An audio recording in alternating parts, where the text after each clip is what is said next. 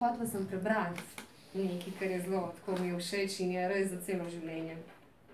Namreč teh 10 lekcij bomo skozi pogovor šle skozi, ampak prva lekcija v tej knjigi, ki se mi zdi pa izrednega pomena, je zavežite se same sebi. O tem se bomo pogovarjali, kaj to pomeni.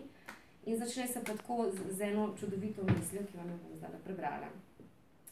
Nikdar ne obupajte, nikdar se ne vdajte, nikdar ne prenehajte poskušati, nikdar se ne prodajte in če ugotovite, da ste za težen trenutek klonile pred nečim odreštetega, se poberite, otresite prah, zašepečite molitev in začnite znova, kjer ste ostale.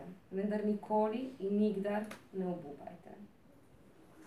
Tako da, to se mi zdi tako, sem se kar mrazila medtem, ko sem govorila, zaradi tega, ker se spomnim, da smo vsak dan izpostavljeni različnim izzivom.